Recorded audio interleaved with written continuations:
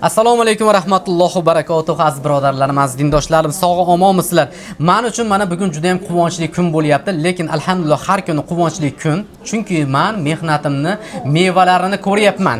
Allohga shukr.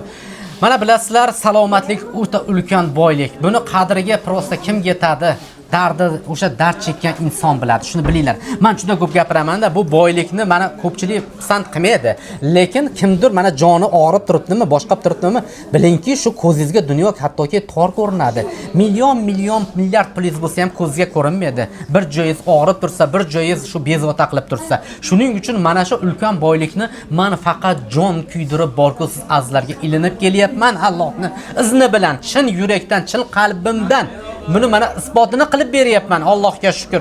Mana shu onajonim meni oldimga kelganlarda 1 oy oldin shunday oqsoqlab, zo'rg'a og'riqlar bilan kelgandi. Bolam dedi, menga shunaqa arteroz tashxis qo'yilgan, mana ko'ring degan edi. Suyak yemirilishi tashxisi. Mana Allohning izni bilan men onajonimga aytdimki, onajon dedim, ko'ngilni hech qachon to'ktirmen dedim. Insonni suyagi ancha-munchaga yemirilmaydi, ona dedim. Bu narsani Xudo xolasa men davosini qilib beraman dedim. Mana inshaalloh ko'rasiz, 1 oydan keyin kelib bo'lsa, syomkaga chiqib berasiz dedim. Mana o'zlariga shu so'zni aytdik. Mana so'zimizni isbotini topyapmiz va chiroyli qilib Allohdan duolar qilib so'radik. Mana ne ko'zlar bilan qarayki, onajonim shunaqangi zo'r bo'lib ketdi oldimga va hojatam ham kerak bo'lsa zo'r bo'lib qoldi. Hozir nima bo'lganini onajonimni o'zidan eshitasiz. Assalomu alaykum onajonim, yana bir bor xush kelibsiz. Men sizni ko'rib turganimdan juda ham xursandman, salomatlik holatingizda. Onajon, meni oldimga kelishdan oldin nima holatlar bo'lgan? Shu haqida bir o'zingiz og'zingizdan eshitsin shu insonlar. Hoş. Men oldin bir Andijonda butun impuls bu ganisalarda yotdik. Yotdik, tomirdan berdi, boshqa qildi. 10 kun yaxshi bo'lamiz, 11-kun assalomu alaykum yana boshqa. O'sha holat.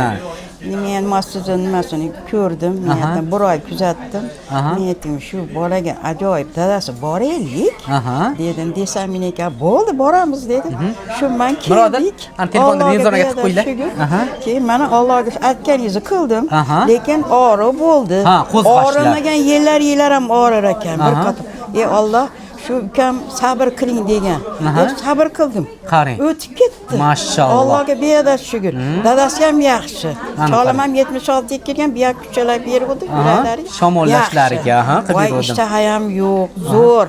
Hamma yed. Zo'r ayasi.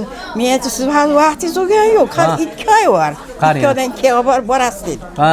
Allohga beadad shukr, yaxshi. Xudoga shukr. Endi jicha mana shuncha odam kelyapti, boshqa qilyapti. Sabr qilinglar. To'ppa to'g'ri, sabr qilinglar. Sabr qilsanglar, oxirida lekin haligi ukam aytmoqchi, mevasini ko'rasizlar ekan. To'ppa to'g'ri. Nihoyatda faqat sabr. Sabr qilinglar. Sabr tagi oltin deb bekorga aytilmagan. Bu bejizga ham aytilmaganda, sabrni tagi oltin deb bu maqol mana azaldan aytilmagan, ota bobolarimiz aytib kelgan. Ba'zi bir insonlarni mana o'zlaring guvoh bo'lyapsizlar, bir haftalik iste'molida sabr qila olmasdan dod deb kelishyapti-da. Shunchalik jon shirin ekan, ular faqat jonini og'riq qoldiruvchilardan tinchitib kelgan. Mana o'shalar ham kelyapsa vaqtki 4 soat 8 soatga keyin yordam beryapti. Undan keyin o'sha ahvol. Onajonim aytmoqchi, mana 10 kun davolanaman, 10 kun yaxshi yuraman, 10 kundan keyin o'sha holat. Endi biz nima qilyapmiz? Meni narsalarim, shuni bilingki, onajonim mana o'sha yemirilish tashxis qo'yibdiki sizga. Tuz bor sizda, suyakni mo'rtlashini ko'rganman men o'sha sizni emirtingizda. Mana shu bergan mahsulotlarimni iste'mol qildingizki, o'sha sizni kerak bo'lsa suyakda zichiligini oshirib beryapti. Hozir mana Xudo xolasa shuni iste'molni qilib turib, bitta shura kerak bo'lsa rengin qildiring, emirtilar qildiringda shu holatdan asar ham qolmaydi. Mana buni guvohi bo'lib kelyapmiz, Allohga shukrda. Nima qilishimiz kerak azizlarim? Faqat bitta iltimos. Buni bitta nima yomon tomoni yo'q. Bu insonni hech qachon o'ldirib yo boshqa qilsa qo'ymaydi. Tabiiy narsada azizlarim, men tushuntiryapman. Bular faqat insonga salomatlik keltiradi. O'sha men aytayotgan boylikni tanangizda his qilasiz. Onajon, mana hozir birinchi oyligida shunchalik his qilibsiz, biz hali lechiniyalarni olib boradigan bo'lsak, undan ham zo'r qolasiz. Jigarda yog' bor dedingiz, hali kollagenni berdimi? Keyin buyragingiz shamollash bor ekan dedingiz. Muhabbat choyini berdim. Nervalar ham bosilib qoldi. Mashalloh. Voy, yo'q qoldi. Allohga shukr, nevaralarim hayron. buvaga baqirmay qoldingizmi dedi. Xudoga shukr dedi. Ona doktor dedim, dori bilmasin ichib, choyni ichib, yaxshi. Men aytaman-da onajonim, buni bolalarga ham bo'laverapsam, ichringlar bolalarga ham deyman-da, chunki buni ichgan bola borki, muhabbat choyimiz haqiqatan shunday zo'r. Nimaga muhabbat qo'yganman? Haqiqatan insonni shunaqangi qalbini mana shatini ochib qatda, mana shatdek g'ashligingizni yo'qotib beradi-da. Shunaqangi kayfiyatingizni ko'tarib qadi. Endi bu 30 xil giyohlar hammasi mana Yaponiyadan, Erondan, endi boringki mana Himolay tog'laridan keltirilgan giyohli choy. Mana shu berayotgan choyim mana shida mana. Mana ichidagi mana ani Altay tog'larida bo'saydigan ana clever gullarida mana clever. Mana Nezabotka degan gullar. Endi buni ichida jasminlar deysizmi? Tog' choylarida juda zo'r. Yana buni tarkibidagi endi sanog'i yo'qda 30 xil giyoh. Endi buni ichgandan keyin haqiqatan ham odamlar aytadi, shuni ichsam terlatyapti deydi, ichimda shamollashni zo'r qilib chiqarib qo'yapti deyapti-da. Hattoki mana onajonimga aytdim-da, bu yerda shamollashingizni ham yo'qotib beradi kerak bo'lsa shunasa dedim. Mana sharidi. Achshardi yo'q ketdimi? Mashalloh onajonim. Buniki hali qulupnay qoqalari ham bor ekan. Nevaralarim terib yeb qo'ydi. Qulupnay o'yini. O'sha mayli, sog' bo'lishsin onajon. Shunchalik mana komil shifo topsa onajon, men juda ham xursandman. Yana ketsiz. Lekin yana bir davom etkizsam, davom etkizay yana deb. Yeb boringizga shukr onajonim. Shunchalik mana komil shifo topibsiz onajon. Endi qarang, mana shu 3 ta narsani berganman onamga. Mana kollagenni berganman. Mana muhabbat choyimizni, o'sha bizda eng zo'r bizda trenddagi mo'jizaga boy simsimimiz bo'ladi. Mana shuni iste'mol qilib keldim, mana onajonim komil shifo topib ketdi. Endi onajonim, mana shular ikkinchi oy mendan sizga sovg'a. Faqat meni bitta haqqimga chiroyli duolarda qiling onam. Ilohim amin. Ey yaratgan Allohim, o'zingga hamd sanolar bo'lsin. Payg'ambar Muhammad sallallohu alayhi vasallam, Allohumma solli ala sayyidina Muhammad sallallohu bo'lsin. Amin. Yaratgan Allohim, Parvardigorim. Amin. Bu ukam bergan choylarni ichdik, bu nimalarni, simsimlarni ichdik. Allohga beadad shukr.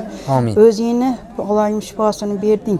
Bu ukam faqat sababchi bo'ldi. Allohim o'zingga beadad shukr. Yaratgan Allohim, bular sababchi bo'lib keldik, narsalarni iste'mol qildik. Allohimga beadad shukr. Faqat bandalarda faqat sabr kerak ekan. Oxirigacha sabr qilib, buni iste'mol qilsa Allohim o'zi shifo berar ekan. Hammalar sog' salomat bo'lib yuringlar. Tanlaringiz sog' bo'lsin, umringiz uzun, rizqingiz ulug' bo'lsin. O'g'ilchalarimga ahli solih kelinlar kelsin Parvardigor. Bularning rohatini ko'rib o'tirgani Alloh nasib aylasin. Hammani topgani to'ylarda, xursandchiliklarda yursin.